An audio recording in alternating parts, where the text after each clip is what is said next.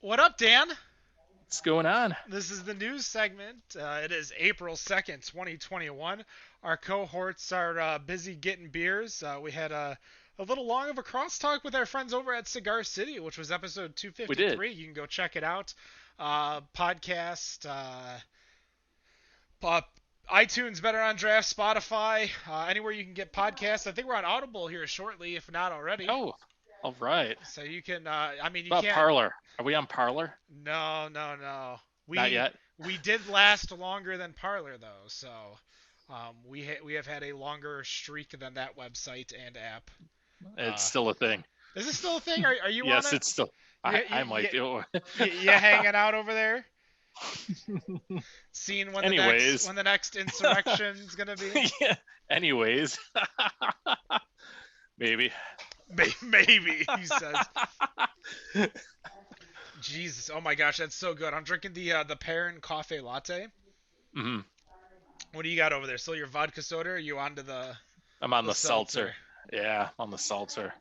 It's 90. It's almost 100 degrees here today. Well, as you Yeah. saw with the Tigers game yesterday, It was it snowing. was snowing. So much Fun that stuff. Miguel Cabrera didn't know he hit a home run. That's awesome. Couldn't see Thought where the ball went. thought he had a stand up double, which he wanted to slide because you might as well slide when you're Yeah, Miguel why not? Cabrera. What is he, about 40 these days? I didn't even know he was still playing baseball. Still playing. He's still batting cleanup too. Wow. So first base, not even a DH. He's first base. I don't even know who our DH is these days. I'm surprised he's not DH yet. I don't know. Wendy, what's up? What's going on? Sorry about that. What are you drinking over there?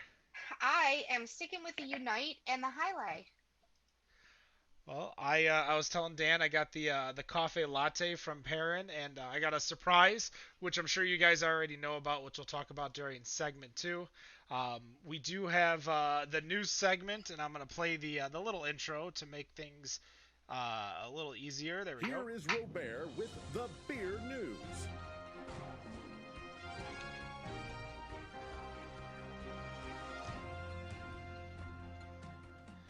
It is the news segment, and I don't know if you guys were aware, but Axel Brewing is still open. Um,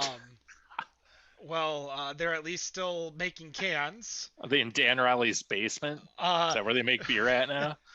I tell you what, I walked it. Now, mind you, we just had COVID, and COVID boosted the fuck out of liquor store and carry out sales at beer stores. So you would expect these beer stores are turning over so many products, and so I walk into this beer store in Ypsilanti and sure as shit, bottom shelf, multiple four packs of Axel Red and Axel Wit. Now, as you can see, this is the 16-ounce can, which Yeah. they only made until after the Milky It production cans were gone and they went to 12 ounces. I was going to say that was right at the beginning when they were Right at This doing the those. beginning. this beer right here, minimum 5 years old. The you so they had on the can themselves, they would put it on the bottom of the can for the canning date, but it's gone. It's There's just there's rubbed off, just worn away. yeah, there Poured is away. no canning date. There is nothing in here. I already had one and I didn't get sick, so I know I'm not gonna get sick on it. Um, but yeah, I tell you what, this is a fair warning to everyone. And we had some people on Facebook like, oh, some beers are good age, and I'm like, no, not this one. No, no, no, no, no. I ran into that last week. I forgot what it was. No, absolutely not. You just want to make sure that you're checking born on dates, especially for out of state beers. You kind of expect a 6 month lead on something like Cigar City here in Michigan, not in 6 months at most. But I had the high low, which was 6 months old. But yeah, this Axle I bought two four packs, and I am fully patting myself on the back as like an altruistic thing because this was still like $11 for a four pack. So I just Jesus. rewarded that business for doing such a shitty thing so that nobody else did it. Well, two people didn't do it because there are still more 4 packs there. That's the And worst part about I that. think I think the next time I go there, I'm just gonna be like, this beer is 5 years old. I'll give you $1 a can. What's really sad is that somebody's going to try it and like it and be really disappointed when they can't find it again. Yeah. Because you know That's the that will happen. worst. Oh, I bet it will happen. Well, they're gonna try it, like it, and look at it and be like, Axel Brewing. Oh, it must be the Ferndale project. I mean, good for them. They might get the sale out of it, but they'll be like, you got any Axel Red? And they're like, no. Give Oh, me some of that Axel. so with Go in there and the ask for a brick. I keep every time I talk to Dan Riley over the phone, I'm like, so you got that brick recipe? Because it ain't doing anything. Yeah. I'm just like, I'll make it. I'll try it. Is he not the one that said he knew where there was a keg of that still? Yes, he did. But that was Uh, also pre-COVID, and we may not like it may have gotten lost in the shuffle. Because That's too bad. I haven't talked to him because usually I see him out and about at breweries, openings, and festivals and stuff. But yeah, since none of that is happening, um, but they haven't announced all of the numbers yet, so we haven't updated our numbers here in Michigan. But the Brewers Association has released the top 50 breweries by volume. So this is by nothing except for volume production. As we know, every year the Brewers Association, the not-for-profit association dedicated to small and independent American brewers, releases their list of the top 50 producing craft brewing companies and overall. So two different lists. So they do like a top 50 craft and independent, and then top 50 period within the United States. Um, the top five only had one change from last year. Yingling, Boston Beer Company, Sierra Nevada, New Belgium, and Duvel. New Belgium has popped off because New Belgium had the purchase from Kirin out of Japan. So Gambrinus moved up from the sixth spot to the fifth spot.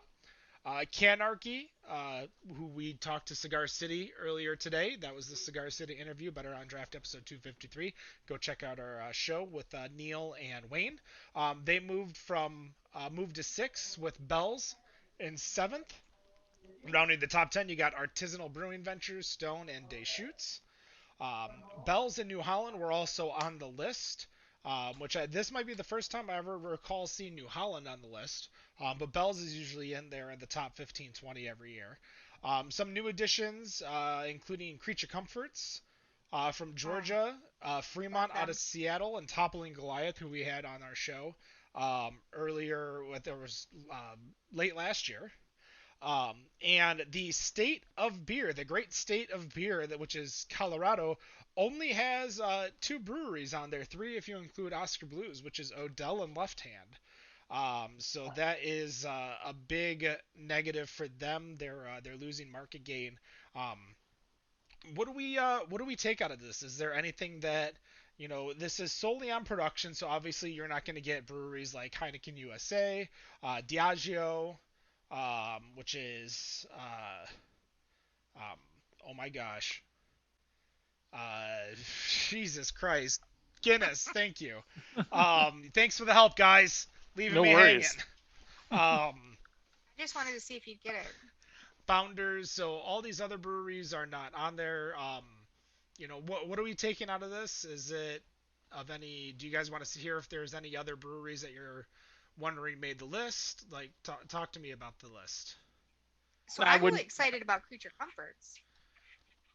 They're Yep. amazing. Creature Comforts out of Athens, Georgia, made it 48th. Dan, what were we gonna say?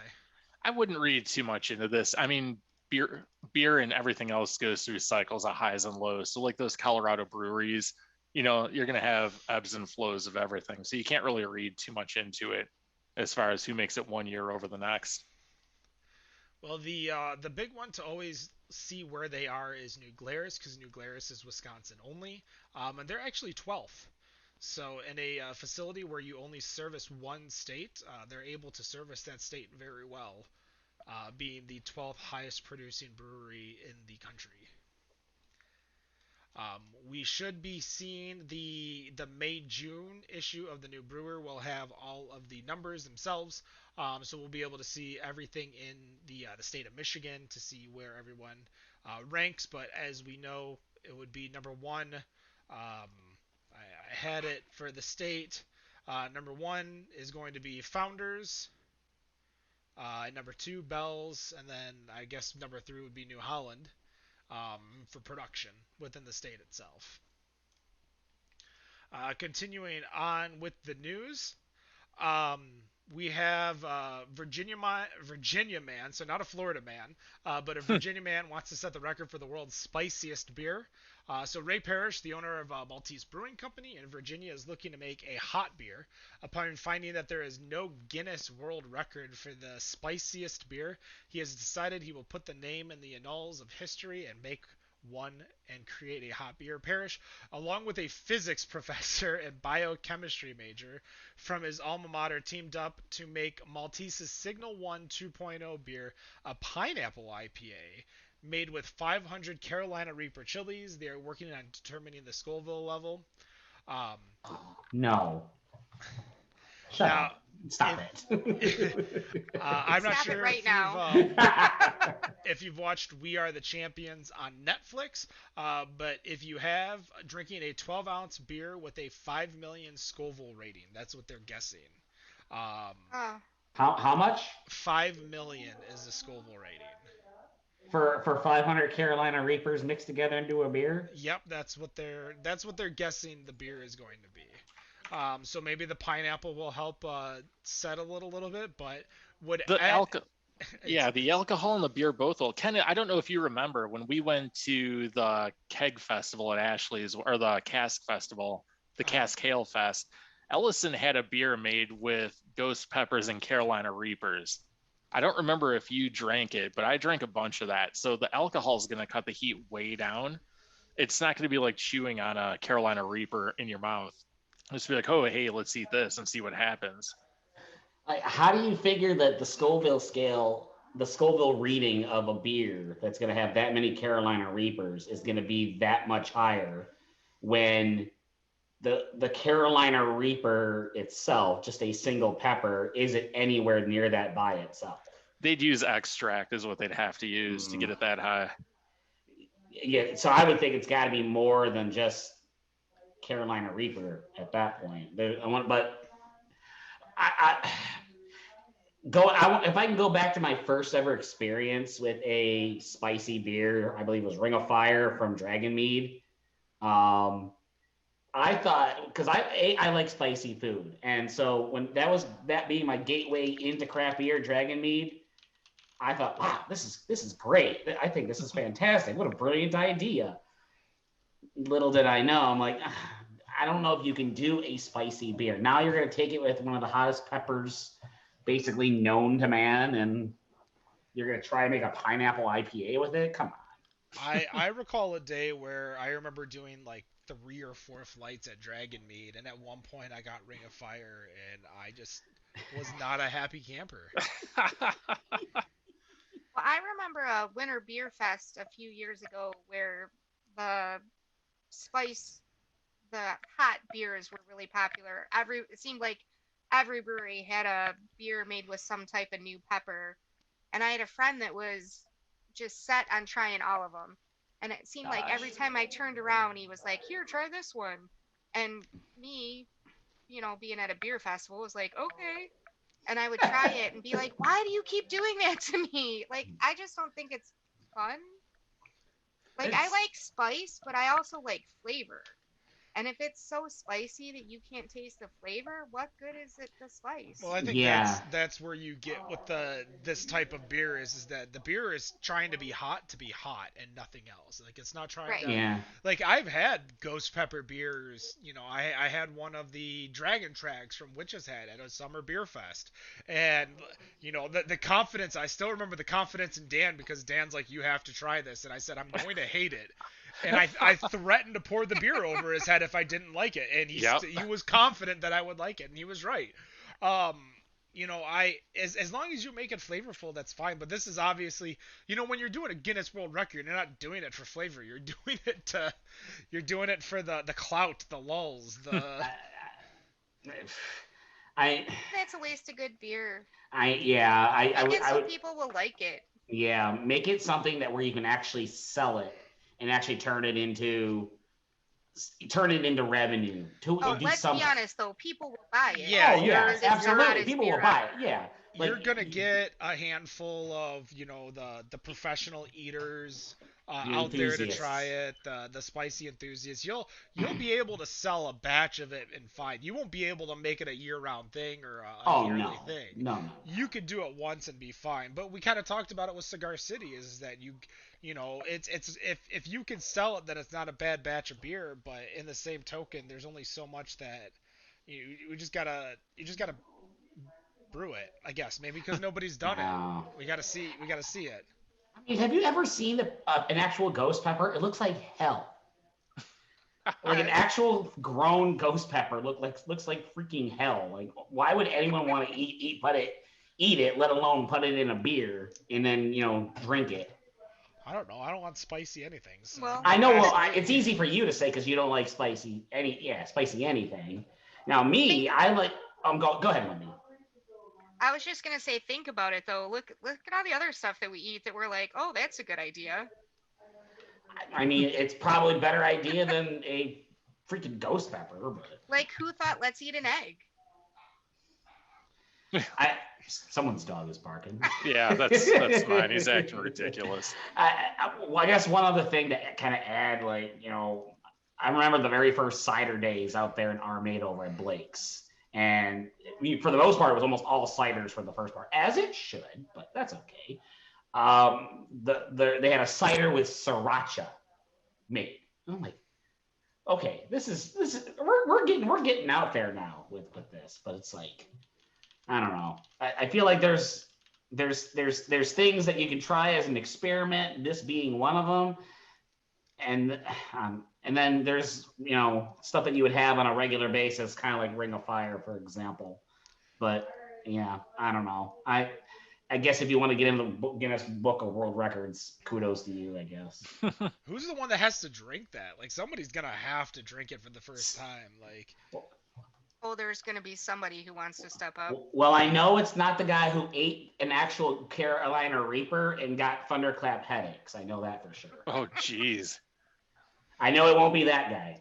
well, speaking of products that we shouldn't necessarily eat or drink, there is it seems Americans can't get enough of oat milk. As Ugh. of late, sales of the plant-based milk has surged over 300%. For the refrigerated variety, according to industry trackers, the dairy alternative is finding our way into coffee and smoothies and being put atop our cereal. Dogfish Head, the Delaware-based brewer that's now owned by the maker of Sam Adams beer, it has become one of the major names in the world of craft beer, recently introduced Hazy O, a product that's indeed made with oat milk. Dogfish founder Sam Calagione says he was noting how popular the plant milk was becoming and thought it might be the perfect ingredient for a hazy IPA, a style of IPA that's less bitter. He says he was particularly inspired by his conversations with baristas, who praised oat milk for its silky smooth attributes. Now, as your resident barista, mind you, I worked at 3 different coffee shops, including Big B here in the state of Michigan. I know a thing or two about milk, and no, this is just that I get it, but no, like there's no, I don't know, like I don't understand why people are trying to outdo themselves here in craft beer, and I think we're gonna have to do a full hyper 180 when it kind of goes tits up. Like there's Tits up. uh, Ken, what the first thing that came to my head. Just let it go. Don't let it sit. Just keep it moving. just keep it moving. fucking cow jokes. Uh, that wasn't the intention, but now it's That, even that would be funnier. teats up. Oh my god, Dan! If I could mute you, I would. I have the power, but I'm not gonna So, do that. I just feel like we're getting into too many ingredients. Like sooner or later, we need to just go back to beer flavored beer. Yes. Yeah. Well, first off, how do you get milk out of oats? I don't even understand. That doesn't quite make sense. But yeah, no one wants that in their beer. this is kind of getting stupid as far as everything. It's like putting egg fruit in beer. I assume that it's good, like they were talking about, but enough's enough when it comes to some things. Now, see, that Who would was putting fruits in beer? It's the whole trying to make it goes along with the whole vegan thing. Like, I'm cool with you being vegan. I'm cool with anybody being vegan. I tried it for a little while. I miss meat. But why would you, if you are vegan, why would you want to make something that is not vegan out of vegetables or fruits or whatever? I don't get it. It doesn't make any sense to me. Just eat the damn fruits and vegetables and stop trying to make stuff out of stuff that isn't. it's just and the egg fruit, like when you're doing a collaboration, sure, you want to do something fun and do something with your friends. Like if you're going to do something with say for instance you're going to do something with Three Floyds, like you know what you're getting into by doing something with Three Floyds, or you're doing something with Modern Times, or you're doing something with say Greg Hawley Goose Island or Virtue Cider, and you're doing something with barrel aged. Like you know what you're getting into when you're doing some of these. Like you go do something at Homes. Like you're going to do a sour or some something that's a little bit more homesy. Um, but when it just seems like it's a little too much. Like I think we need a full changeover and get back into. Nick, you're befuddled. I just learned how to make oat milk in 50 seconds. Okay. It's like, why go through all that? I feel like by doing that, you're making beer more expensive by doing all these little other manual processes Well, I saw that the price. Well, It's only $10 to but $11 for a 6 pack, which isn't that of, bad. of oat milk. but the Of reason they're oat milk doing that is IPA. because all of those people don't they're taking all of those things out of their life and they're putting like oat milk on their cereal. So why wouldn't they put it in their beer too? So I understand why the brewing industry is doing it. I don't understand why it's becoming a thing. I think it's too niche, if you ask me. For how many people? I think it's perfect for a small set, but nothing distro wise. Like Yeah, it's just like the spicy beer. Like it's gonna be right. enough to sell over once, maybe a second batch, but I really don't think it's gonna stick around. Now the last thing, Like, I'll go on, Nick. no, I was gonna say, like, I mean, we poured at beer festivals, all of us, on this show, and one of the most common things that it's like, I can't have beer. Do you have any cider? Like, the time you were pouring for Cellarman's, and they were known for their ciders, and we get those people. We got those people very, very regularly when we poured. So I guess if you're like a craft beer enthusiast, or if you really enjoy it and you're vegan, then yes, this would be, that would be for you, absolutely. But the typical regular beer drinker that isn't into craft beer, which is probably the majority of Americans in the country, I don't know. Well, I mean, we're seeing where the trend is going right now because of seltzers. Seltzers aren't mm, really hardcore flavor profile drinks, they're yet no, they're not. And yet but people want them to the point where I think we're gonna start seeing like flavorful beers that just don't have 8 different active ingredients. Like I love you know some of these barrel aged marshmallow, vanilla, peanut butter, chocolate, uh, you know Quest cookie bar beers. Like I oh don't my know. gosh. It's just there's getting to too many ingredients where I think there's just the overcorrection needs to happen. And as Yeah. much as we're seeing it with seltzer, people are gonna want an overcorrection of beer, not not flavorless, but seltzers don't really pack the punch of flavors unless you're dealing with something like Smooge. Um, there is that last little piece of news before we go into King of the Hill tonight. Um, as you guys have probably seen around, um, the country, people are saying, "Show us your Vax card for COVID-19 and get some free stuff." Nick's got his. You can get your Krispy Kreme donuts, or there's a brewery doing a free beer or tokens at a arcade.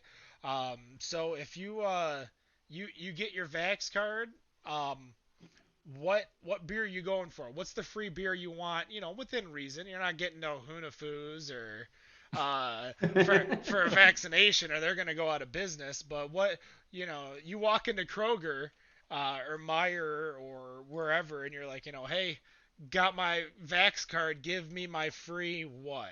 What are you getting for free? Not everyone at once now. My I know. answer is always the same. I'm always going to go for a final absolution. That's Free my number one beer.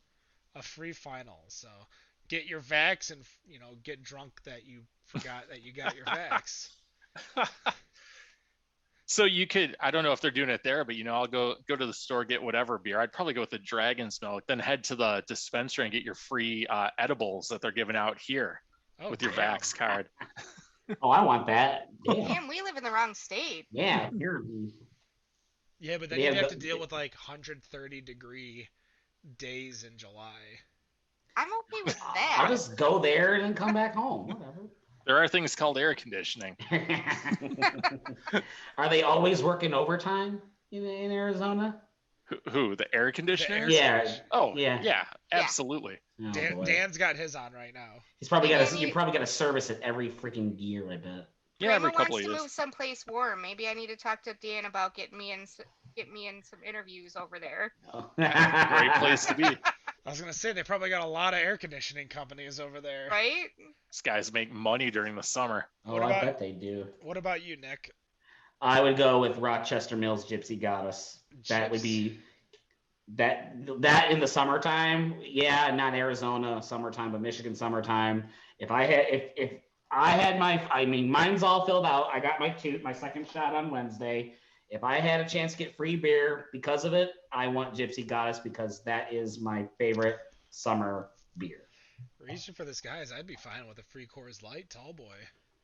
Let make sure those mountains are blue, and I'm good to go. Yeah, that's all that matters. That's going to do it. The news segment, Better on Draft Podcast. Don't forget to check out our interview we just had with Cigar City, Better on Draft Podcast 253. You got any news you want us to cover? You can email us, betterondraft@gmail.com. We appreciate you listening. Go find us on all of our social medias, Better on Draft on Instagram, Twitter, and Facebook. Find out everything we drank on Bod Podcast on Untapped. And no matter what you think of your beer, we think it's Better on Draft. Have a good night. Peace. Peace.